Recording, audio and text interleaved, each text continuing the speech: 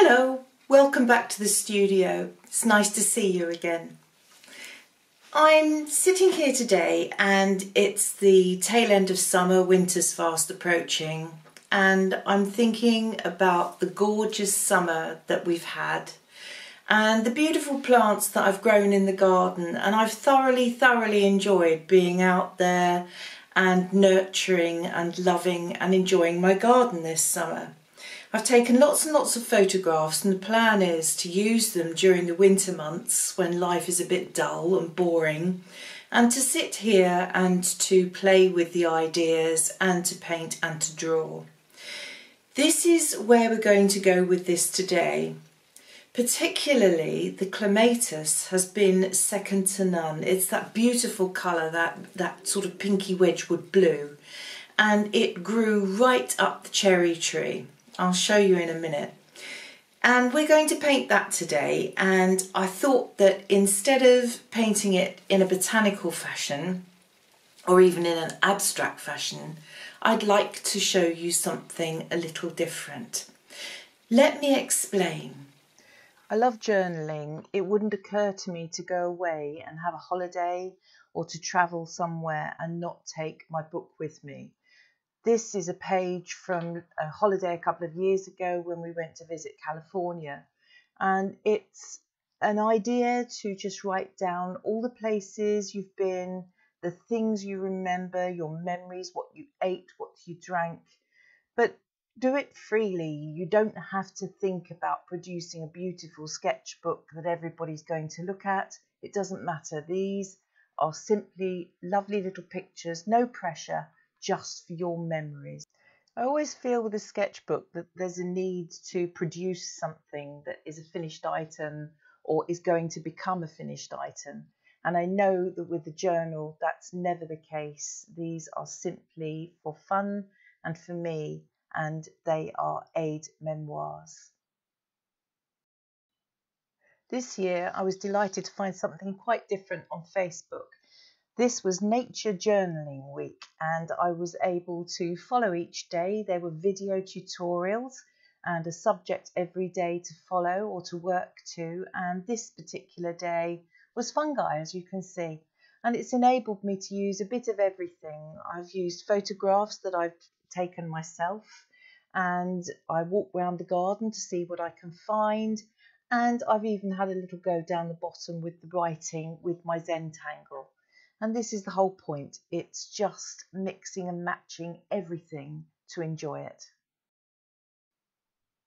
The theme on this particular day was flowers in the garden, and that was an easy one in the middle of the summer. I just walked down and found this gorgeous allium and used that as my model for the day, and thoroughly enjoyed it. Popped a little bumblebee on there too. Later on in the week, the subject was found objects. So these are all bits and pieces from my shelf, my nature shelf in my studio. And I've written underneath what each thing is. Bit of Zentangle down the bottom again. So I thought we'd do something different, and we're going to paint our Clematis in this journalistic style. Here we go, at the drawing board, all ready to start. And before we do, I just want to introduce you to this lovely paper.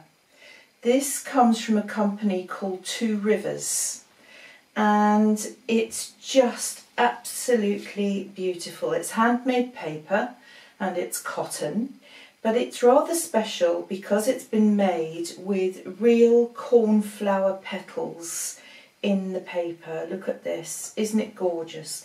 The colour is supposed to last a little longer than most other flowers, so I have my fingers crossed and I'm looking forward to working on it, but the paper is gorgeous. This was a limited edition, and I just saw them making it on Facebook and jumped in and said, please, I want some. So we're going to have a little play with it today.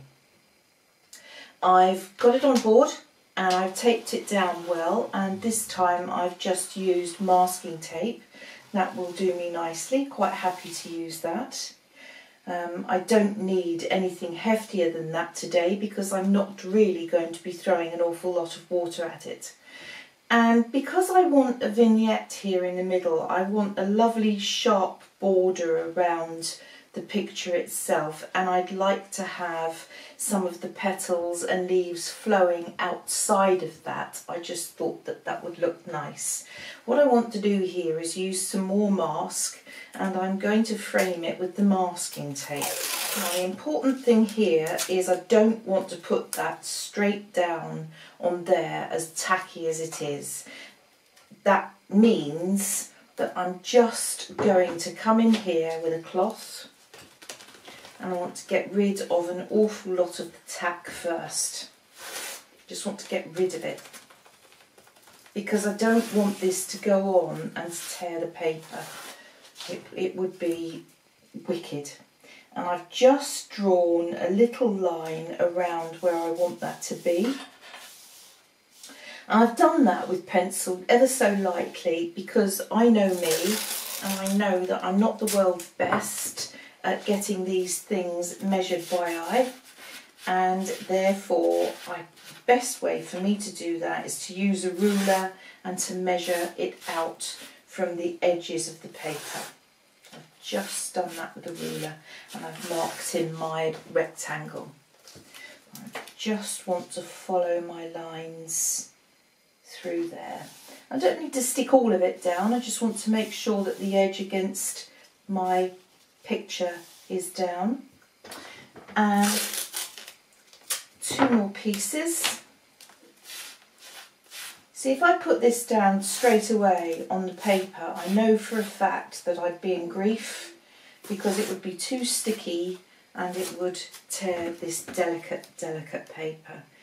I might get away with it with something like Bockingford, which is a roughy tufty paper, but there's no way I'm going to chance that on something as beautiful as this.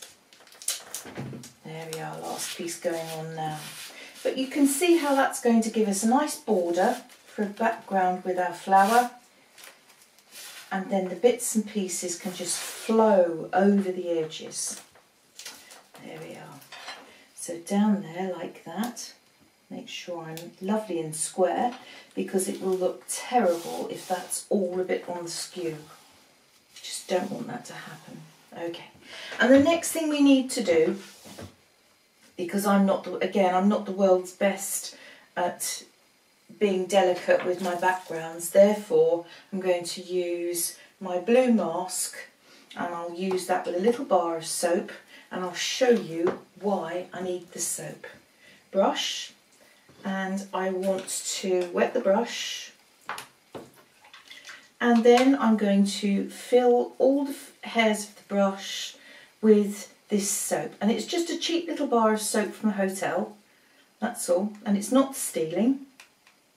I pay for that, and I want to get rid of all the excess bubbles, and then simply go around the edges of my flower so that I can paint that background in and not worry about these petals and the paint going on the petals. I want to keep it really clean and lovely.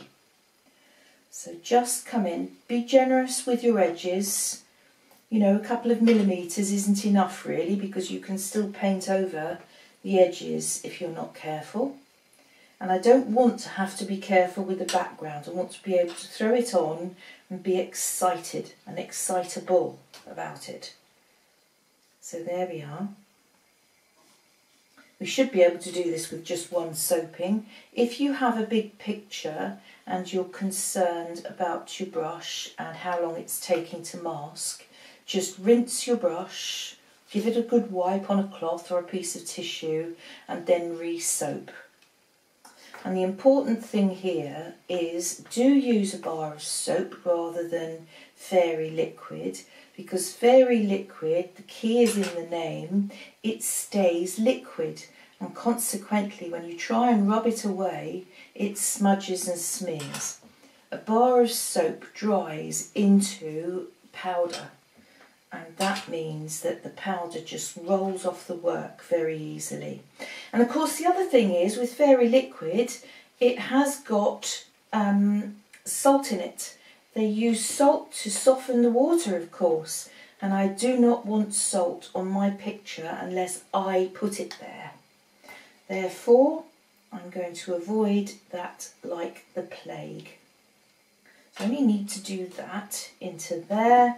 I've got to just paint in that stem and this stem here, and I'm masked out. That's all I need to do, just around the edges, so that I can paint this background and not stress over it. And if I rinse my brush, I can then come into my cloth and give it all a very, very good wipe, and you'll find that the brush is as good as new. No worries at all. None at all. So that's the reason why we use soap. Very, very useful. The next thing I want to do here is introduce you to one of the spectacular paints that I'm going to use in this background. You've probably heard of Daniel Smith, and this one here, this is called Cascade Green, and it really is this colour that you can see here on the top of the tube, but I've used it previously in a picture that I've just done, and I want to show you the palette. This is Cascade Green, and this is why I want to use it. Because when you're painting with it, it splits and divides. This is why it's called Cascade Green, and it granulates. This is granulation. And the two colours just divide. The green comes out here, and the blue, this gorgeous phthalo blue, just bleeds away from the green. And because the pigment, the green pigment, is heavier than the blue, you get this granulating effect, this beautiful effect.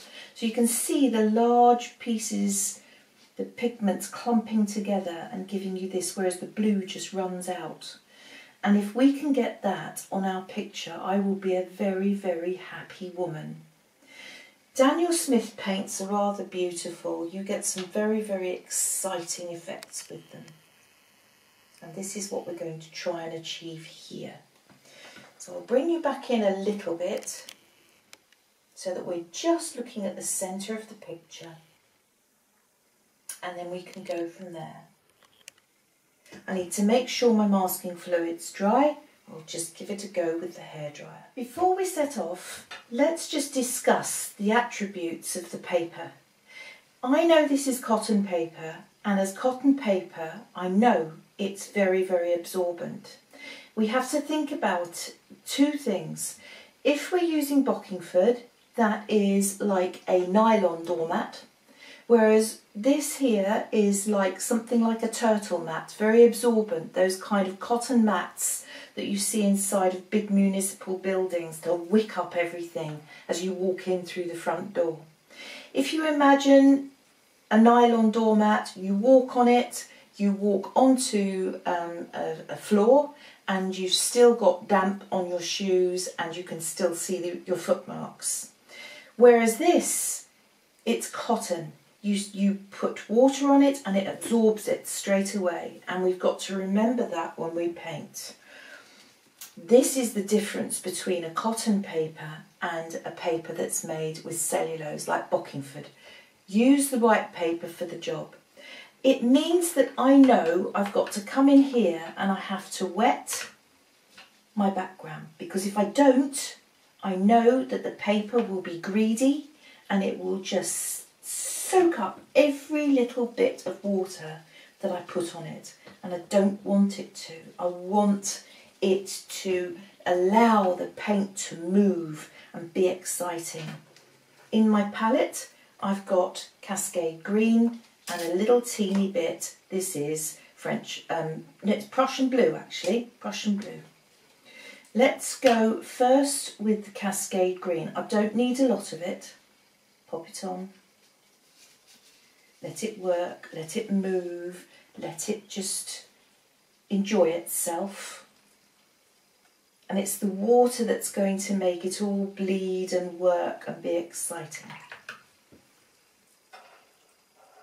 I want to introduce a little bit of the Prussian blue into that, just a little.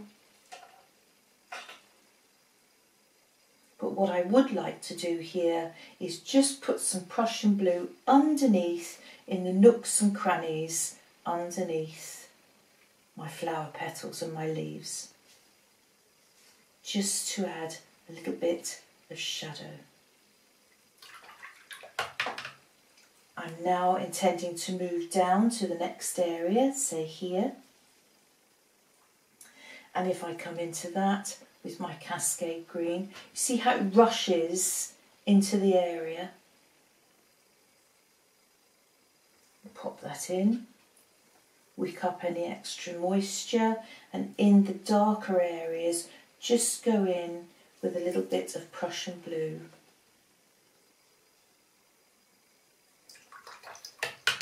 I want to bring water into this area now. So here we have our cascade again. Drop it in.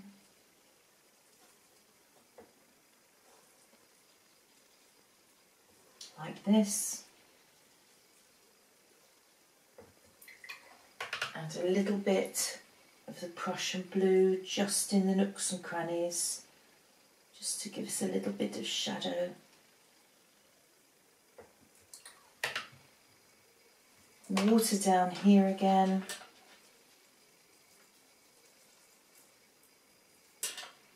And you see how it rushes. It's what we call a blossoming paint. This is flocculation. It just does this and then the colours start to divide out. Beautiful. I'm just dabbing it around. Dabbing it about. Again, I want a little bit of darkness up there. When I've got too much water on my brush, I don't go into the water pot. I just come over to my cloth and just dab it so that I can come back and just lift. Over here, let's just finally put this area in. So here we're going with our cascade again.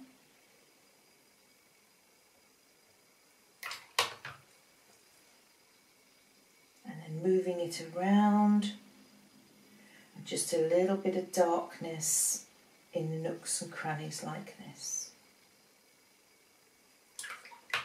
There we are.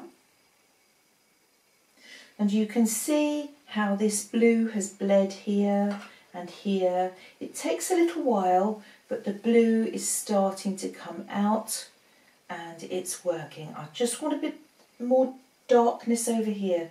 It's not enough. I like dark in my corners to frame a picture. So I'm just going to manoeuvre that. I don't want to interfere with that because that's a little piece of plant.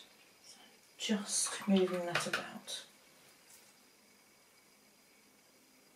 And again, the blue is starting to bleed out over here. So I'm quite happy with that. I'm going to just tweak a little bit of darkness over there, a little bit more of the green, like that. And I'm quite content to come away from that now and leave it alone and just let it settle and do its own thing. And we'll come back to it when it's dry. I'm happy to allow that to settle now and to do its own thing, but before it does, this is Schminky Rich Pale Gold, and it is a powder. Look at that, ka-ching. I want to just pull a little bit of that out onto my palette knife, and I'm just going to drop a little bit into the damp areas. Not a lot, but it would be lovely if that would just twinkle as you walk past it and you see it. It's all you need. There you go. And that will dry and it will adhere to the wet. This has got gum arabic in it. It's mixed in. and if you use it like this in wet paint, it will adhere and it stays there. It's pretty good. I would say to you though, if you're going to use it on its own and you want it as gold, I often use it for jewellery or for clothing. I find that when I do that, I do mix it myself with gum arabic. Instead of using water, I use liquid gum arabic and I mix it into a paste with that. But it's the most beautiful stuff. It's quite expensive. It's about £8 for a pot. But I've had that for years and years, and you can see how much I've used. It's wonderful. I love it. And this will really, really shine when it's dry. Gives it a little something special. Here we are. The background is nice and dry. I've allowed it to dry quite naturally. I didn't want to interfere with the Cascade Green doing its thing. And the next thing I need to do now is get the masking fluid off. So I'm going to use one of these. Clever little tool. It looks like, well, I think that looks like the crepe soles that we used to get on our shoes.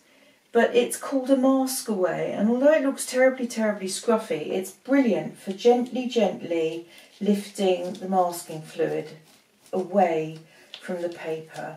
Once upon a time we would have done this with our fingers, and the problem with that of course is on a hot day, or you know, I've got those kind of hands, I would leave residue and oil or perspiration on the paper. Doing it this way, there's no risk of that. It doesn't seem to hurt the paper as much. It's a gentler way of removing it. I also like the idea that it holds the mask onto itself, which means that I'm not brushing this on the floor and onto the carpets, because you know, I don't have tiled floors here. My studio's got a carpet, so I don't want mank on my floor, to be quite frank. So there you go, that lifts that off beautifully, very easily, simply. There you go, and that's the mask away, very gentle. And the next thing we need to do, I notice I've just missed a smidgen, just a smidgen of background in here. I just want to drop that in, just pop that in, and nobody will even know the difference, will they? Look, there you go. Job done, bosh. And I've taken off my tape from around the edges there. And the thing to remember when you're doing that is don't tear it into the picture, tear it away from the picture, pull it out, because then if the paper is going to tear, it won't tear into your lovely artwork. That's really, really important. I notice I've got a rubber mark there, a pencil mark there, so all I'm going to do is take my rubber and just lift that out like that. And again, I don't rub my work, I use a brush and I brush it away. Same reason again, so that I'm not putting my fingers all over my artwork. It really isn't a good thing to do. The other colours that I want to use here is, let me introduce you to the colours to start with. I've got, here's my Cascade Green, this is the Prussian Blue. Here I've got some Quinacridone Gold, and I'm going to use that to make the greens that I need for the leaves. This is the most beautiful Opera Rose, gorgeous colour, and this a darker sort of magenta. This here is Quinacridone Magenta. So we've got all of these lovely colours already waiting to go, and we'll start off with mask again, because in the centre of our flower we've got the most lovely stamens, and I want these to really show up and to be light and bright and to stand out. And the only way we can do that, for me again, is to get in there first off with some masking fluid, and we'll do that gently and carefully just to ease the way for ourselves. Two ways of doing this. We can take our mask and take a brush, and again this is a soapy job. We need the soap, And I can use a very, very fine rigger brush. This is a long, simple brush like this. And I can come in there and I can scrub it into the soap again, just as we did before. And this time I'm going to come into my mask and flick out this centre. I've brought you in tight so that you can see what I'm doing here with my fine rigger brush. I've painted a circle around the centre of my flower because I know all that's got to be lighter. And then you have lots and lots of little stamens coming out onto the darker areas of the petals. So we can do that with a rigger brush. Make sure they're quite random, some crossing others, fluffy, lots of them. And when you're doing fine lines, use the tip of the brush. You can do it like that, or you can use a dip pen. Some people call it a map pen, and we can make our fine lines with that. And this works very well too. Here we go, this is a dip pen. And all I've got to do is literally dip and then come in, and this will draw me the finest, beautiful little lines. And I'm just going to come around that middle of that flower, introducing all these teeny tiny little stamens. As I say, make them nice and random. And whilst I'm here, I can use this too for my leaves. When we've done that and we're happy with it, we can now move on and work on the next idea. The leaves, as I see them, have a pale yellow undertone, a very, very pale yellow. And it's a good idea to pop that in now because we can use that to our benefit with the veins on the leaves. If we look at the picture, we can see that the leaves have this kind of yellow under colouring, a base, don't they? And the veins, when you look at them, are again quite yellow. Let's deal with that right now. If I take some Naples yellow, and I want to use this very, very thin and fine and pale, very Naples yellow, and I just drop it into my leaves. So come in and gently put that in as a wash. And this will be the undercolour. So we pop it in like that. Remember, watercolour does dry up to a third lighter. So if you want that to be quite a definite colour, we need to really, put some colour into it. But I don't think so. I'm just going to go with this pale wash. But that holds true for your background. If you want a background that's more dramatic than mine, you've got to be brave and put the colour in there. So it dries up to a third lighter. That's a lot. It is a lot. And then finally in here, so I'm painting over my little flowers. And they're lovely because they're really resisting the colour. They're pushing it away, almost as though they have wax on them. So that's jolly good. I know now that I won't obliterate them. So I'm pleased with that. I'm just pulling the colour through. There we are. And then the other thing I think that I may do as well, I can also see that colour in the stems and the stalks. I think I'm just, whilst I have the colour on the brush, palely I'm going to run that through, and I'll take it through all of my stalks. And with these, I'm just letting them fade off the paper. I don't want to take them right off the paper. I don't want to make an issue of it. I'm just pulling them out. Now, if when you lift off, you have a drip, don't go in, clean your brush and then come back. All you need to do is take a cloth and wick your brush, wick the colour out of your brush.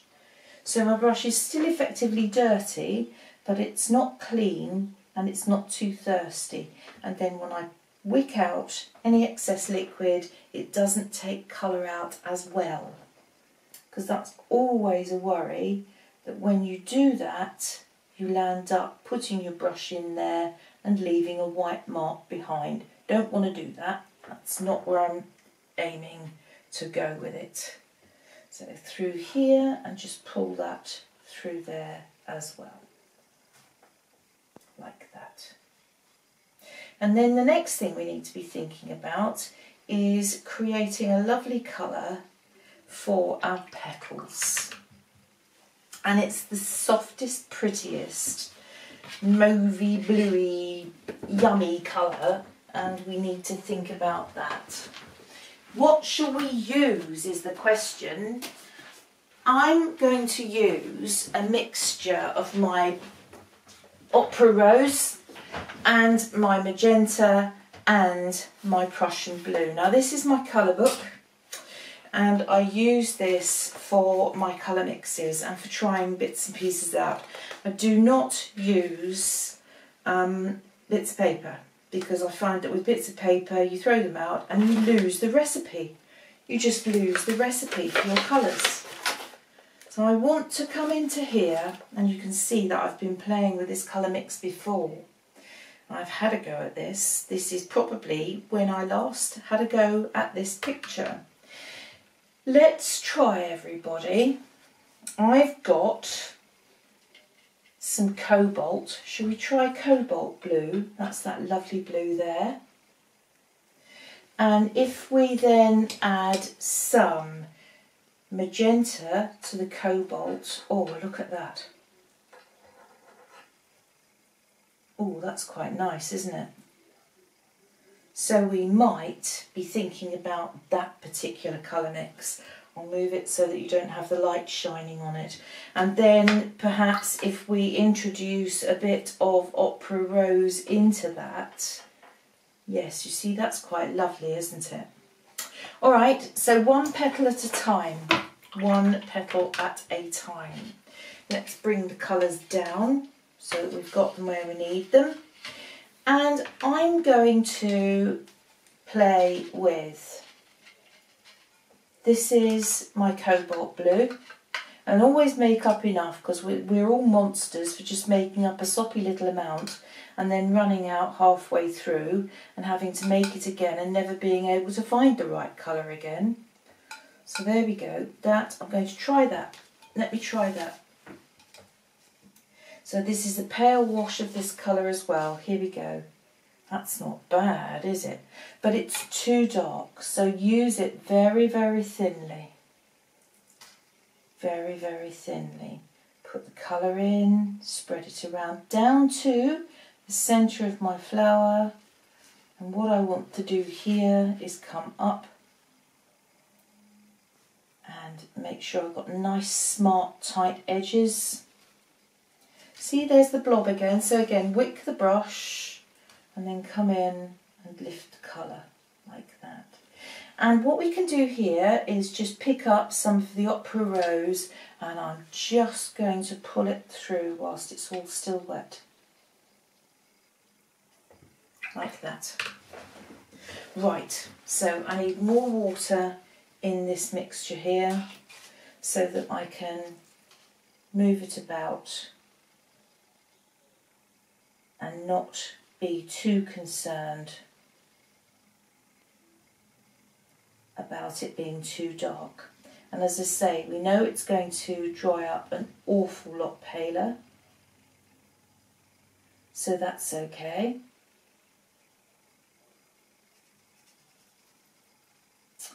And I'm just pulling it through. Now it's interesting because this paper has a texture and a covering that is resisting the paint to some degree, so I'm having to work to get it into the paper. So they're all different.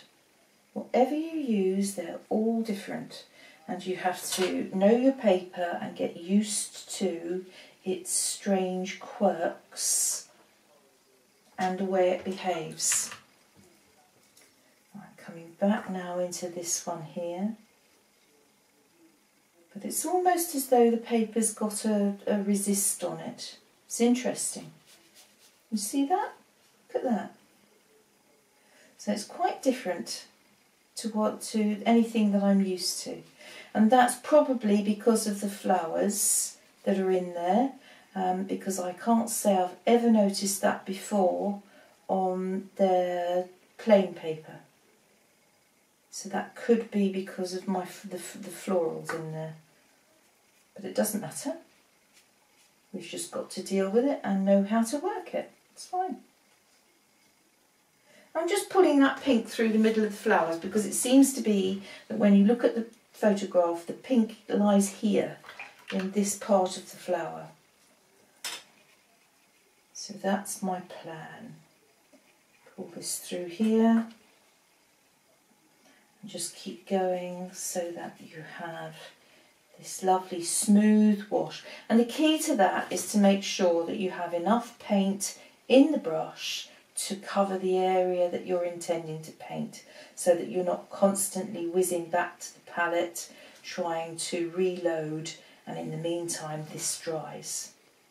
So up through there, pick up some pink, this lovely opera rose, and swipe that through like that, and then I'll have some up through there, and then that has to dry. Our next job is to start glazing, and that literally means laying one colour on top of another colour. And sometimes it can be exactly the same colour, but we're deepening the colours and we're going to start shaping the flower.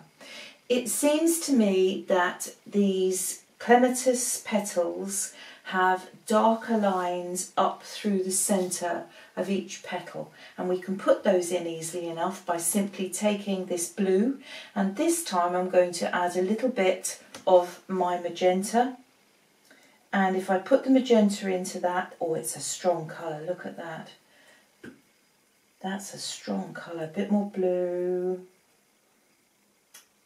and this time we're using this thickness of colour to come in, and what I want to do here is whiz this up through the centre of the flower like that, rinse, dab, and then come in one side and blend, rinse it, dab it, and then come up the other side and blend it through there. And we'll work our way round. Now see, this is what I mean. Already not enough colour.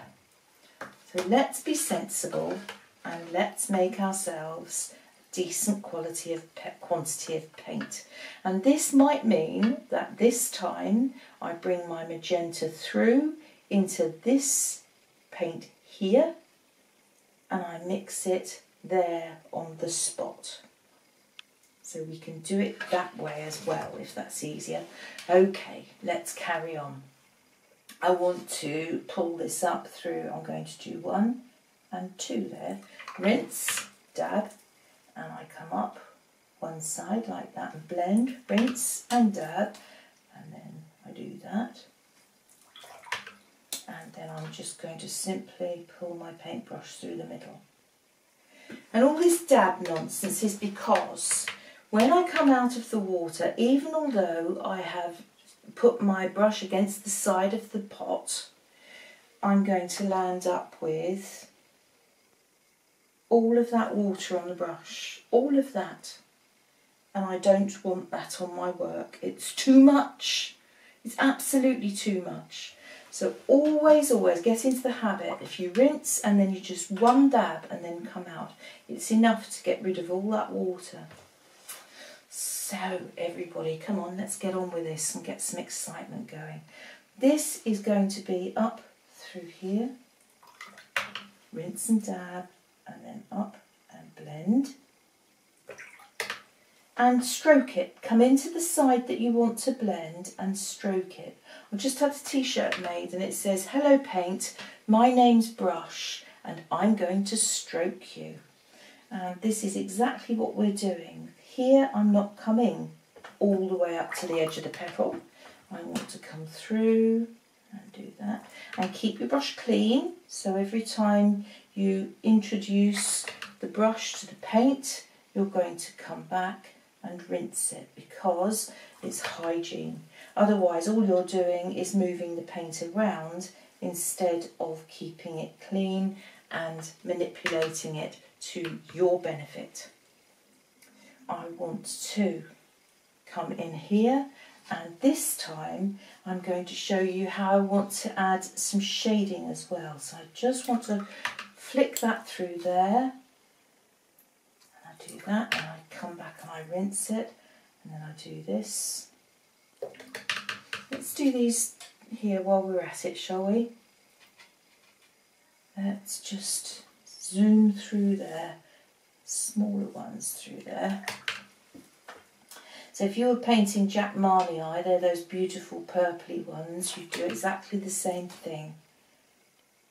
You paint them pale purple to start with, and then come in and introduce the darker stripes afterwards. And then this one here, so up through there. And I've kind of given some of them a bit of a twist because then that gives the petals a shape too, makes them more interesting. So that helps. Good. Now the next thing we need to think about is the shadows where one petal is on top of another, because it casts a shadow in every single instance, and we need to do something about that too. And using the same colour mix, exactly the same colour mix, this petal is on top of this petal, and so this one casts shadow all the way under here. I'm using a number 8 brush, a number 8 sable. There you go. And it carries lots of paint, lots of water, and gives you the ability to really manipulate your paint and move it about. Just making some more colour. And then here we've got to work out which one's on top of which one. This is a thin, skinny petal, and it's underneath this one here. So what I want to do here, I'm just looking at it to make sure I've got it right, making sure I've got the picture right. And so what I want to do here is lay the colour in underneath there, like that. And I rinse and I dab, and this time I blend from this side onto the petal. Always go into the side that you want to blend. And this petal is underneath this one. I need to come in here and put shadow in under there, like that. And I rinse and I dab and I come in, and this time I blend that away like that. And stroke it. Don't go in there and fluffy, what I call fluffy brush it. Don't do that. Stroke it. You've got this beautiful tool. Make the most of it. Enjoy it. More paint. Just mix up lots more paint. There we go. So now you've got these two touching here, so I just want a bit of shadow in there. Like that. That's a bit too pink, so we'll add some more blue, like that. Okay. And then here, this petal is on top of this petal. I'm coming in there, and I want to introduce colour all the way down there. Rinse, dab, and come through and blend. There we are. Just keep that brush clean, keep it going all the time. This petal is underneath this one. So again, brush with paint. And get the edge of that petal to make it look interesting, like that. And then we come in and we do that. Now if you feel that anything isn't dark enough, I didn't go dark there, don't think I went dark enough to start with. I'm just coming back and I'm giving it another run for its money. Like that. I rinse that, and again come in, just soften. It's interesting to note that all around the centre of the flower, the only way all these fine, teeny, lovely little bits and pieces here are going to show up is only if I put dark behind them. Everywhere you go in art, it's dark against light, light against dark, and it's the law, you just have to do it. So look at it, work it out, and I've got to put dark all the way around behind that, because if I don't, it's never ever going to show up. And I have to come outside of that ring like that to soften it. That's left a hard edge, so just come in with a clean brush and just go through there again. And then that means that that central part will show up and it will shine. So we've done that, and we've got who's on who. Basically, that's what that's all about. I've missed a little bit there, because that petal is on top of that. That's it. So once we've done that, look at it, make sure it's dry, and we move on to the next stage. So I'll just dry it. Staying with the glazing theme, I can see that I would like a little more pink in there, just in a few places. And to do that, all I want to do is pick up some of my Opera Rose. Watch this, because and again, it's a very, very strong colour. And I want to just put it on top, rinse and dab, and just blend away. And that gives me that gorgeous sort of pinky glow. And you can do this with any colour on anything. The most important thing when you're glazing is to make sure that the colour underneath is dry. This is all very boring over here. It's all a bit of something or nothing. What I want to do there is just throw in a little bit of pink down there. Rinse and dab and come in and just gently smooth. And as long as you don't fluffy brush it, you won't move what's underneath. You'll still have all of the colours, and you're looking at one colour through another. You're optically mixing. So your eyes are seeing the colours. And over here, to balance that pink, let's have some over here. So I'm just going to pull some through into that area there, I think. I'm not following the picture in this respect. I'm just doing this to make it more interesting, just to make it a more pleasing picture, that's all. So I want to pull some pink through there too. So again, just soften and blend. That'll do a bit more up here, I think. Just want to pull some through there. And that makes it just gives it this glow and this warmth, and makes it look pretty. So that's super fine. Again, it needs to be dried. I want to show you that some of these petals have these really interesting creases and folds along the edges here. And we can do that quite easily in the same method, exactly the same way, with this technique. Let's pop that back there and I can show you how I will do this. I want a smaller brush now. I'm going to go down to, this is a 4. And this time using the same colour mix, so this blue, let's make up plenty of colour, and the magenta. And using those two together, we're going to introduce some creases and folds into the leaves, into the petals. Right, are you ready for this?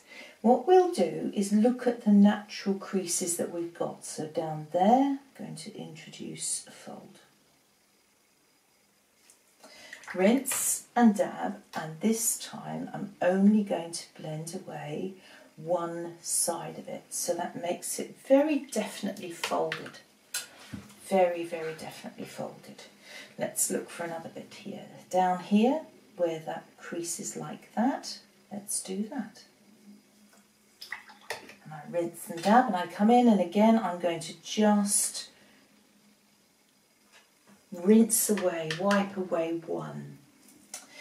I can see here that that comes up, dips in, comes out again. So what happens if we do a little dip in there? And what we'll do with that is we'll rinse and blend one side, and then we'll come in and we'll blend the other. And to echo it, we will just, there's another dip there. Come in, put another little dip and crease in there. So through here, put another little crease in there. And this is how you get that ripple effect in the plant, in the petals. And this works with leaves, and this particular technique works beautifully with fabric too. So this is how you would get the creases and the folds in fabric. Okay, so while I work, I'm going to tell you a very interesting fact about the colour that we're using, or the colours that we're using. We're using Quinacridone Magenta. It's a colour I like very much. I think it's very beautiful. It's very dramatic. It's very exciting because it's bright and it livens up a picture, very much so. But did you know that magenta doesn't really exist? So there you are, you're sitting at home and you're saying to yourself, what is she talking about? Well, on the light spectrum, you have all those lovely colours, the colours that we know so well, the blues and the indigos and the reds and the orange, all of those gorgeous colours. But did you know that indigo and violet, and we have red, but there is actually no such thing as magenta on the colour spectrum?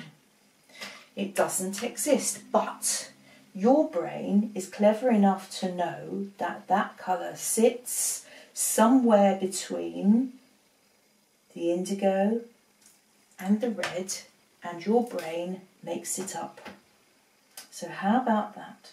So I'm seeing this magenta in a completely different way, in all probability, to you. But it doesn't actually exist as a colour. I just think that nature and we're just magical, our bodies, aren't we, really? I just think we're magical. But there you go. And when you look at somebody with blue eyes, did you know that their eyes aren't really blue? So although we're looking at somebody with beautiful blue eyes, this cobalt blue that we're playing with today, their eyes aren't really blue.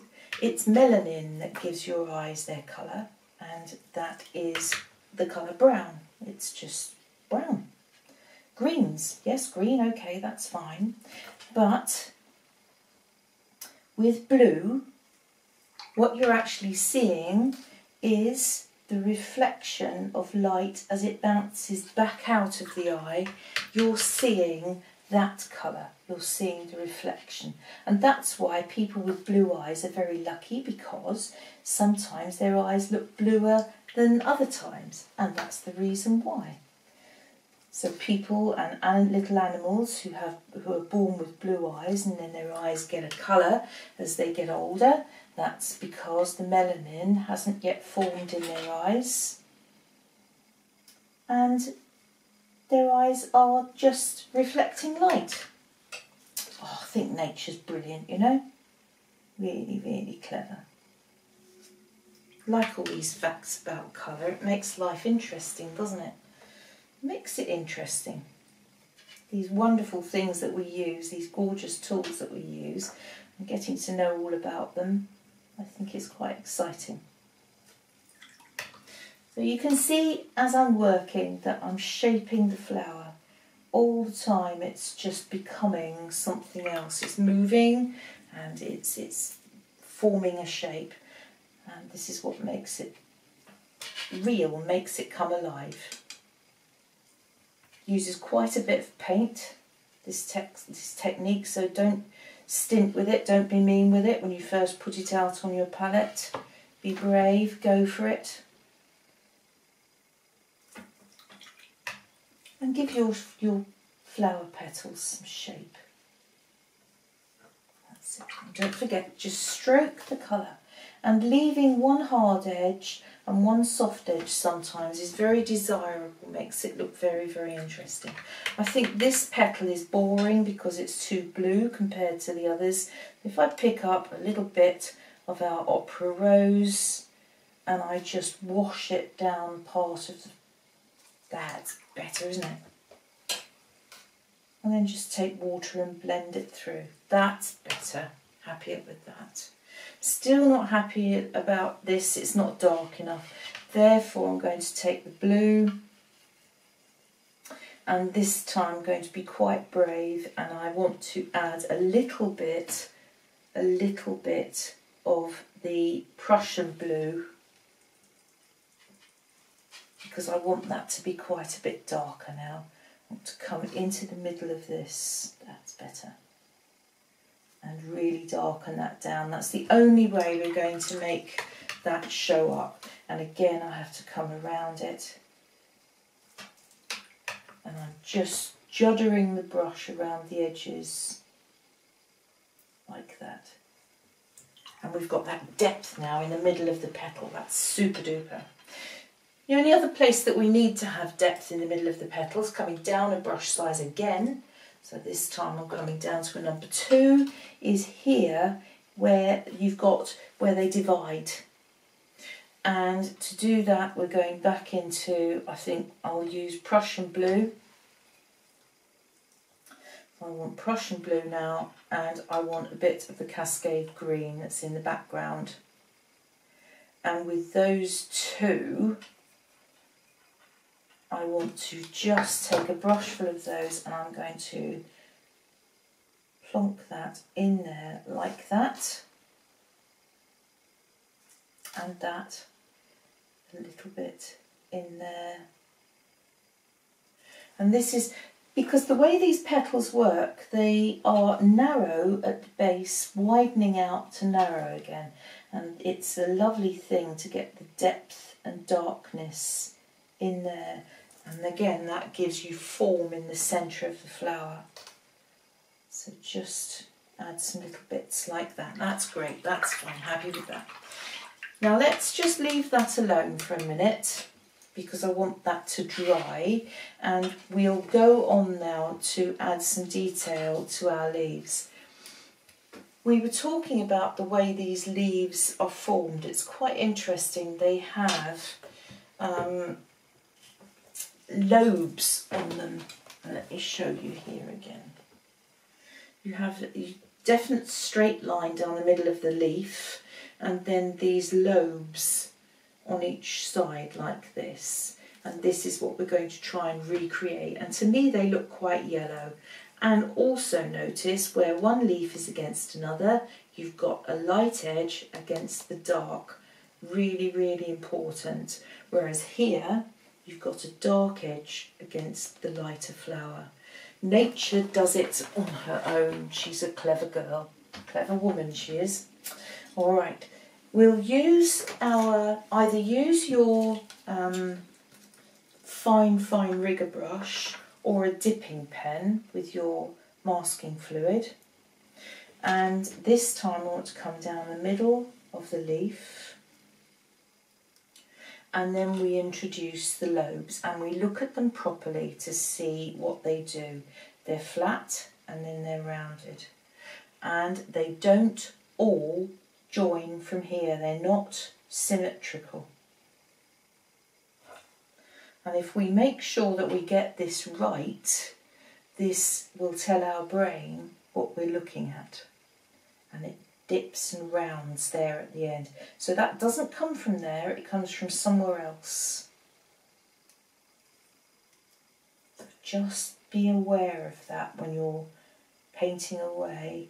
Don't think and assume that you know what it's doing. And then from here, from these, you've got little tiny side veins like this, and they also form little lobes. Does it come out from here? Yes, it does. Some of them just come out to the outer edge of the leaf. So if we can get those in and be as fine with it as we can, thin lines, this will make this look real without us even having to try very hard. And I do like that kind of art. Let your brain do the work. So let's put the central vein down the middle of each leaf. We've done that.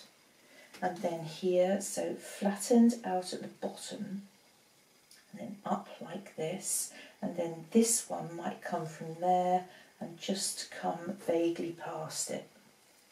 Okay, and then this one comes from, see what I mean, you've really got to look at it to see what you're doing. There we are. And then we've got more out here, like this. And these pens are blooming marvellous because you can just do these fine lines. They don't hurt the paper and it leaves you in control, so it's great. There we are. And that gives me that finesse all around the edges. That's good stuff. Out down through here like that. That one will come up through there. There we are. Like that. And then out on the outer edges we have this fine stuff going on. Little veins. There we are. And these hopefully should show up when we put the green on as fine golden lines, yellow lines. That's good. So we've done that. We can just wipe that clean. That's all nice and clean. I use this for ink as well when I'm painting and I want little fine white ink highlights. Good for that too. Really good for that. Now, is this dry in the middle? Yes, I think so. Let's come in and just gently remove that. Oh, look at that. There you go, that's what we want. Look at that. Let me pull you in a little bit so you can see that. Magic. Now, I've gone over a little bit there. Nah, not worried about that. Using a little tight, small brush like this. Just want to come in. And I can move it away and just nudge it and budge it and smudge it. That's fine. Because what we want to do here, everyone, is use our lovely Naples yellow. Because the middle of that is Naples yellow. Like that. And then whilst it's still wet, I'm going to come in with a little tiny bit of my Cascade Green. Because I want to just introduce that around the middle like that. And again, I'm going to rinse and I want to just nudge it, smudge it and budge it. And then we'll leave it, just leave it to dry, because we'll go back in a minute and we'll fiddle with that in a minute. That's fine. Coming out again. Our next job is to introduce even a little more definition to this here. And for this, I'm going back to my rigger brush, my long, thin rigger brush. Developed by Turner, you know, for painting the rigging on ships. He needed a long, thin line. So this was our Turner, this was, who used this. And for this job now, I'm going back to my cobalt blue and I'm introducing my magenta again, and I want to just come in here.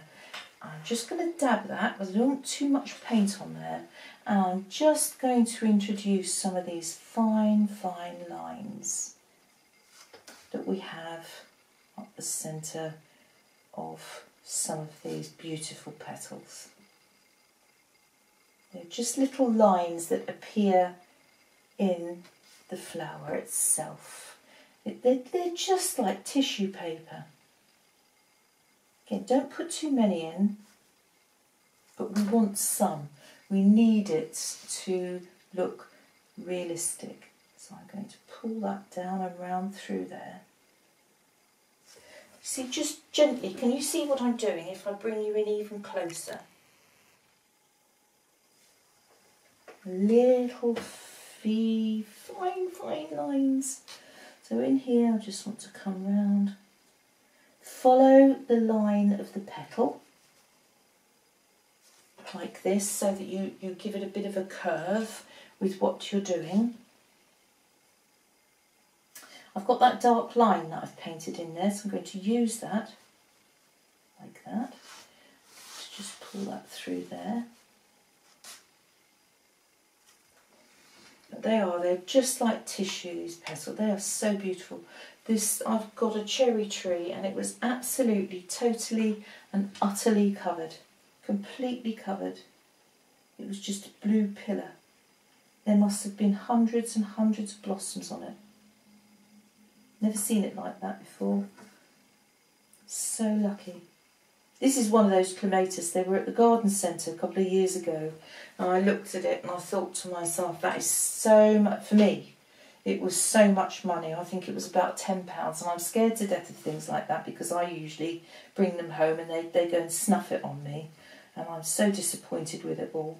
And this year I just saw these and I fell in love with them, and I thought, right, I'm going to give it a go. And I brought it home and just put it at the foot of my cherry tree, thought no more of it. I prayed a bit, I must admit, because I wanted it.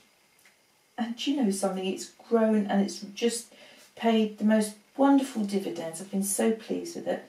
And it, you know, as an artist, if you can start painting these things because they grow well, it's such a blessing, isn't it?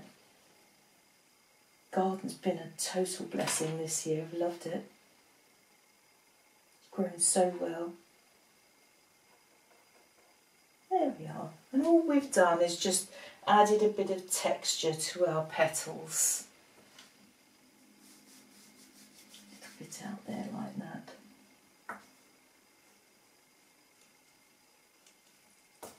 There we are. That'll do. I'm content with that. There we are, lovely. Our next job, everyone, is to think now about our leaves. Now, having done that, let's come out a little bit so that we can see what we're doing. Having put our masking fluid on, we now need to knock up a really, really nice green. I'm not going to use the Cascade Green because we need something that's different. We need a different colour. And for this, a good green comes from Prussian blue. So this is a colder blue, and now I'm using Quinacridone Gold. And my goodness, look at that. Isn't that just lovely? Beautiful colour. And of course we can water that out and thin it right down. I want to bring a bit of that across into the Quinacridone Gold so that I also have a yellower gold, a yellower green, goldy green there. And for that I want quite a bit of water because I'm going to do with the leaves exactly what I did with the petals, and I want to paint in this thin coloured green to start with. And where I have this darker background, I'm going to see if I like a lighter edge first. If I don't, I can always come back, but I'm going to make my edge on this white of the paper tight and sharp right up to the edge. Let's go to work on the second leaf. So a thin wash of green in. I'm going to leave a thin slither of yellow all the way around there against that background, tight up to here, tight around the edge here, round to the flower, and then just nudge it up into the petal, like that. So one brushful does the whole job. And because it's so wet, I'm going to use this, my cloth to wick and then I'll come in and I'll pull a bit of a highlight out in the middle like that. Right, next one. So down here, the same pale green, load the brush, come in, nice sharp lines, use the whole of your brush. Against the background, leave a millimetre slither of yellow. And then I'm coming in and round here, bringing that to a nice point, and I've got the first layer of green on my leaves. There you go. Not too shoddy, and that needs to dry. When it's dry, we go back and we're going to start introducing some darks into this. I've got this original dark, very sort of blue-green here, and with this we want to come through and just pull some darks into this. I want to use this colour to really work behind here, because this would be in shade. And this time I'm using my bigger brush, and it's a bit cat-handed, but it's the way you've got to do it, to come in and introduce the water to pull the colour away. Alright, and as long as that's all bone dry underneath, that will work beautifully. I'm also going to use this colour up into the tip of that leaf to pull that round through there. And this time you use your brush to go in this way, and you're going to do this.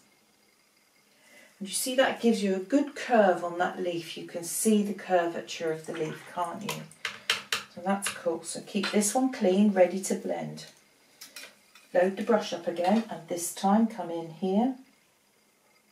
Nice, tight, sharp edges around the petal. Like that. And then this brush comes in this way, and we pull the colour away like that. Rinse and dab, and now I want to pick up the excess water. Rinse and dab, and again. Now I just want to tip that like that.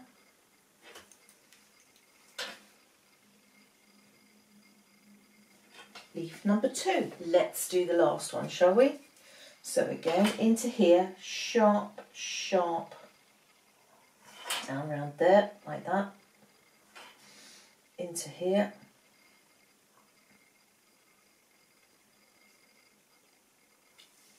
and I'm going to come in and rinse that away. Now, you see I've got my little flower there, just want to lighten that a bit, because I still want to see that lovely bit of cornflower petal. And again, I want to make this tip of this leaf rather lovely. This gorgeous shape here. So, this is you and I painting with 2 brushes, not just 1, 2 brushes. Go us. What do you say? We've put our 2 colours on the leaves, the dark and the medium tone, but I'm still thinking that they're quite boring, and therefore I'm going to glaze again and go in with yet another colour. We used Quinacridone Gold to make the green. If I come into the Quinacridone Gold now and have a brush full of it, what happens if I do that? And again, I'm going to rinse and dab and just soften and blend. But it makes the leaf more interesting, doesn't it? Much. All right. Again, come into the yellow, and I want to just pull it through this area here. And this is just the joy of glazing. You can do this, you can add as many colours as you want to, and as long as everything is dry underneath, Nothing's going to move. You can still see the green, you can still see the dark green, and you can now see that gorgeous golden yellow glow on top. Bingo! Shall we go back into the middle of that flower and make it look more realistic? Let's come close. Come close, my darling, come closer. And we just need to add a bit of detail to that, because as it stands at the moment, it's all something or nothing. What happens in the middle of these flowers is I'm taking some green, and to my leaf green I want to add a bit more of the dark blue, that's the Prussian blue, and then I'm coming in, and strangely as it sounds, I want to add a bit of magenta to the mix. And it makes it quite dark. And in the centre of these flowers you have this little sort of bit like that. And then we have all these equal tiny teeny bits and pieces radiating out from the centre. Now this is a number 2 brush, and I'm trying to be cat-handed so that you can see what I'm doing on the camera, and these radiate out from the middle of the flower, from the central stamens like this. If we've got something a bit too dark like that, water comes in, just a watery brush, damp brush, and just soften it. That's all you need to do. And I'm going to do the same with that middle as well. I just want to come in there and just do that. That's easier on the eye, isn't it? These are all little fine, teeny tiny bits and pieces of stamens. So we need to just put a few divisions in there to make it look as though, you know, they've split and divided in some places, because it's not a fur ball in the middle of the plant. If anything's too harsh like this, don't worry, we'll go back in there with a bit of water in a minute in the same way. So damp brush, wet it, dab it, and then come in and just dab that.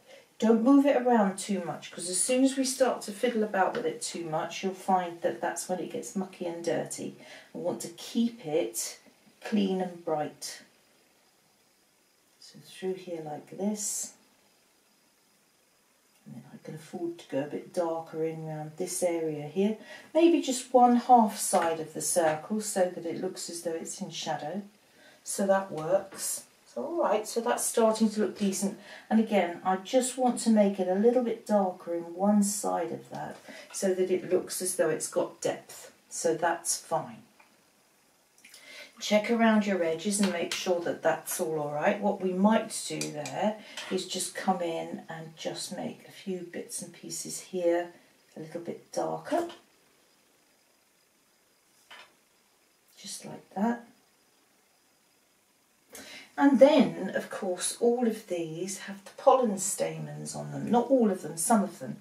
Using that same dark and this brush in areas where it's going to show. No point doing it anywhere where we're not going to see it. We just want to introduce like that. So that's good. That gives us some texture and some movement in the middle of our flower. Happy with that? Are you happy with that? What I'm not happy with, and I need to address, is I don't have enough depth in the division of these petals, because with some of them they're quite dark. Let me show you what I mean. Around some of these edges it's quite dark, and to do that I want to come in with my rigger brush, and I'm using, this is the Prussian blue with some magenta, so it makes a really dark purple there. And with that I want to just come up and through in a few of these areas and just define some of these petals, because I just don't think they are at the moment. That's easier on the eye, isn't it? Already we're giving ourselves distance and division. So there we go. Like that. There's some in there. And if you should find that any of that is too hard for your eye and you don't like it, that's also totally acceptable and fine. You need a little stubby brush like this one, and on the dark side, the side that's in the shadow, just gently smooth away like that, and it gives you a softer shadow. Okay, so just do that around some of the areas, and again do it on some and not on others. But what you're doing is you're again giving yourself that one hard edge, one soft edge. That's it. So happier with that. That's better. We need to sort out our stems next. Bless our stems. Let's give them a bit of a definition. Think about where your light is coming from. And I'm going to say on this particular picture that maybe my light is coming from this side because of the light on this petal and the way it's settling on some of these areas. So if my light's coming from up here, I want to have darkness on this underside, on this side down here. And we'll take to our petals with, we've got the pale gold, this is on here already. And what we'll do now is take the mid green, so that's this colour, and I want to go down each and every stem, down one side of it, like this, with the darker colour. Now, this is entirely up to you. You can do it like that, and then you can rinse and dab, and you can come in and you can soften like this. So that's one way of dealing with it. Or you can wet your stem. Just wet it before you start. Don't go over the edges, it's really important. Don't go over the edges. So just gently pay attention to what we're doing. And then you pick up your green and you run it down one side and you just let it bleed. So you see, that's another option. So we can do it that way too. That's quite nice. Didn't work quite as well there because it wasn't wet enough. There we are. I'm going to do that down here as well. So in there, just down the dark side like that. And then I want to come in on this particular stem and run it down here like so. Green. There, look. Nice. And that works quite well. And when you come out to the ends, just wash it away. But what I do need to do is go into the darker green, so I'm taking the green that I used in the middle, and this time I'm going to introduce that here and here. Because it's dark, it goes into shadow where it goes behind the petal. Like that, and here like this. And if you need to blend any of that away, again just rinse and dab and come in and go into it from outside of it. Don't go into it and pull it out, just come in to the side that you want to blend. Like that. Now what I would do, again to give myself more definition, is come into my dark green.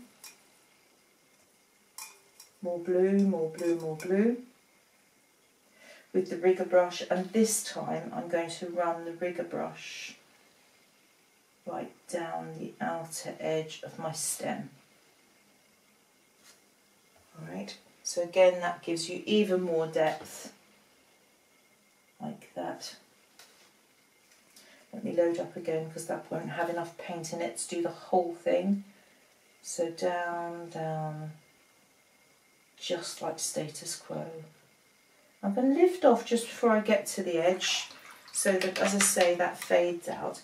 And if it's too harsh and you don't like it, same applies. Rinse and dab, and with your smaller, stubbier brush, just come in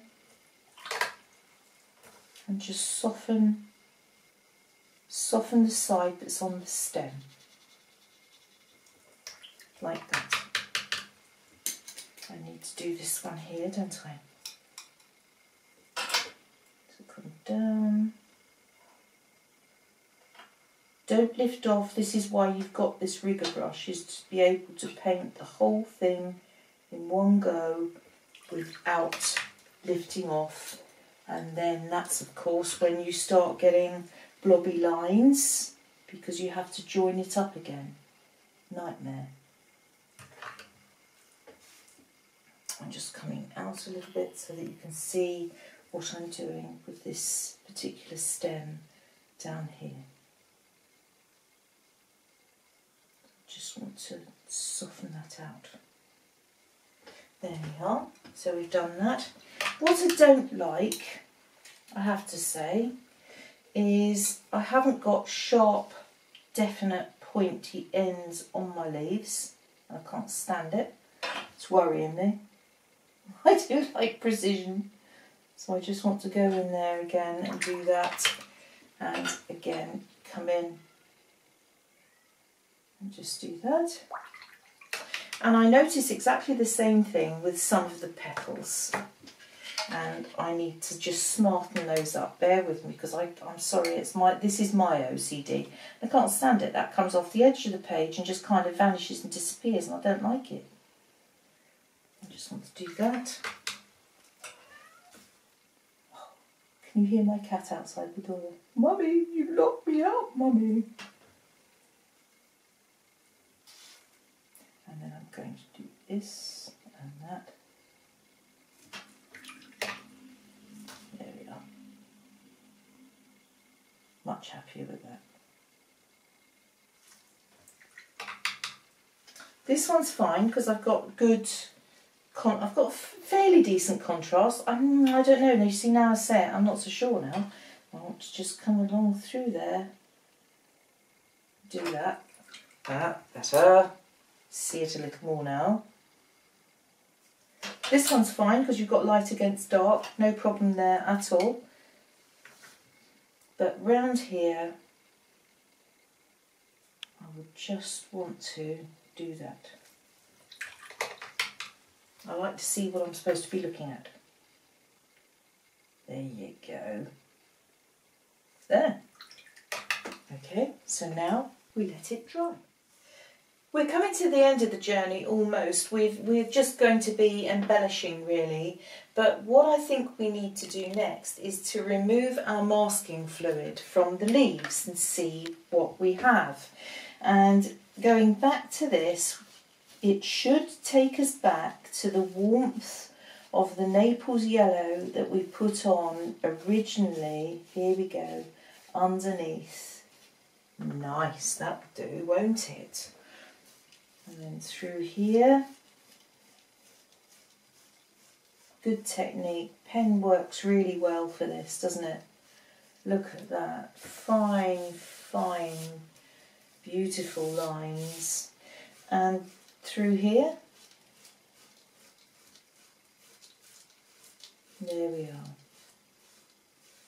So that's nice, that's good going. I think all I would say about that is I might be tempted to take a fine brush and just a teeny bit of one of the greens, and I might just darken down some of those that come from underneath the petals because they would be in shadow. Just want to darken some of those down like that, because I don't think they would be quite as bright as this that's out here. That's it, that's all we need to do, but that snuggles those back down underneath rather than being so bright and shiny. We don't want that. Okay, we'll go back to our lovely rigger brush, and this time I want to put some tendrils in here, and I want to show you that all the way along here I've used my pen. I've put two lines, they're a centimetre away from each other, 2 centimetre blocks running right the way along, and the top one I've written Clematis in all sorts of scripts. So capitals, little small capitals, slanting script, and at all different angles, and I've just written the word Clematis all the way along there, and I'll show you what I'm going to do with that later when it's dried. We need to just embellish some of this and to bring it out and make it look exciting.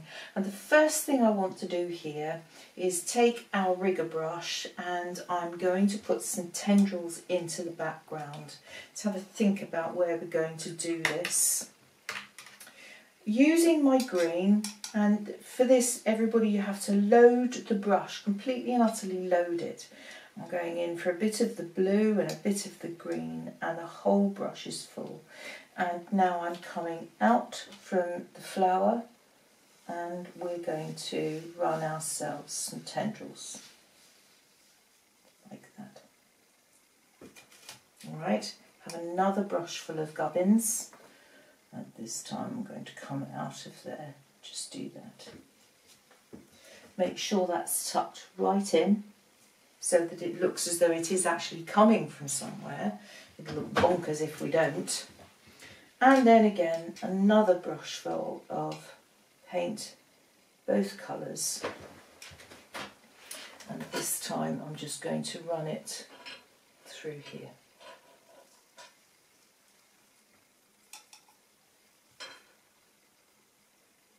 Like that. Okay. I've got a nice open space down here that I have plans for. I think we'll use that area there. And with that, I'm going to put a bit of gold, and I'm going to splatter some paint. But I do need clean water. Okay, here we go, the homeward run.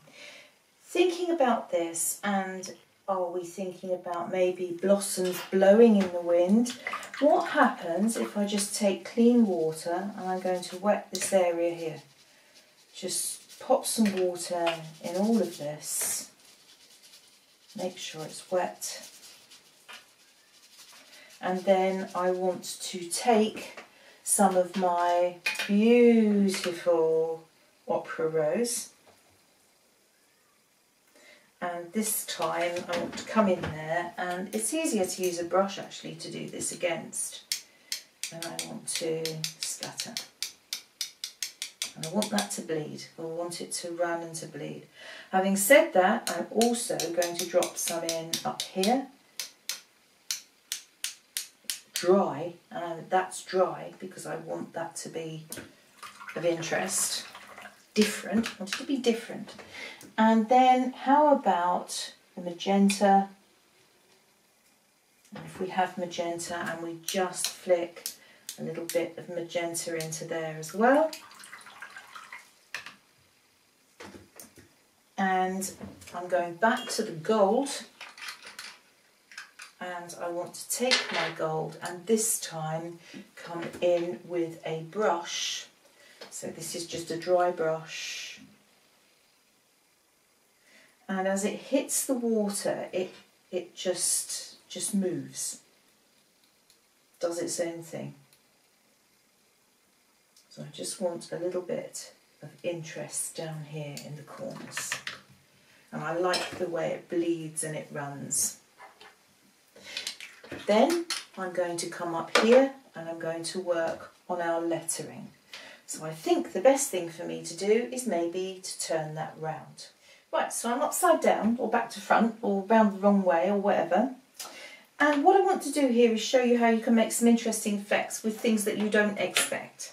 And this is just a brush, a black brush pen. And I know for a fact it's not waterproof and it will run. And that is just what I want it to do. I want to come along my ruler line and just draw in a black line. Plenty of ink there.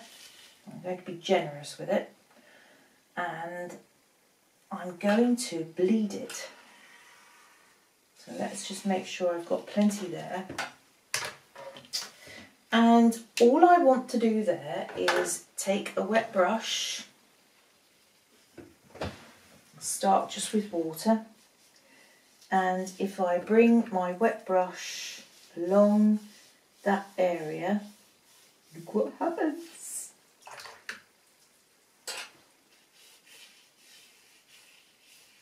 So I like that. I think that is a fab effect. I like the idea that some of it you can make it darker than other by just working into it and moving it a bit more. Be careful that you don't sort of go over the line and land up with muck on the other side. I just want it to be on one side of my line like that. And I just want it to run. And if you try different coloured pens, you'll find that they also run into different colours, which can be quite exciting. Some sort of have bluey colours in them. If you use a fountain pen, of course, and you're using Quink, that will do different things too. This is a little bit of the pink. This is a little bit of the magenta. So you can do some fun stuff like that. And then I'm just going to dry it before I do my next centimetre. Now through my next centimetre, I know that I want to introduce some different colours through there. Let me move it up a bit so that I can maybe bring the camera in, and then you can see that a little more closely. There we are. And this time I'm not going to put the pen down, the ink down first. Wait for it, wait for it, wait for it. So here we have a bit of blue, and I'm going in full throttle and dark. Water to bleed that out and to bring it up to the lines like that. And then I want to use yet more water, because now I want to think about just dropping colours in. I've left my water a little bit dirty so that you can see, hopefully, where I'm going. So pull that all through like that. And then what happens if I go to a bit of pink? And then we introduce the magenta. Like that. There we are. Pull that through. And I want to drop a bit of magenta into the blue, because I know those two colours together are absolutely scrumptious. That's grand. Now I need to dry that. And although having said that, you see up here, where the water's running, because I've got a bit of an angle on the old drawing board, I notice that the gold is working around the edges of the water. Can I get you a bit closer? Just a bit. Now what I've got plans here, everybody. I'm just thinking to myself, wait a minute, there's nothing quite like an experiment on the hoof, is there? Brush, whoopsie dill, and here's my gold again. I'm just going to drop some more gold into that and use the brush to pull it through. Just because I can and just because I want to. I'm bringing you a bit closer. Closer, come closer, my darling, come closer. And I need to bring it down so that there's gold. Just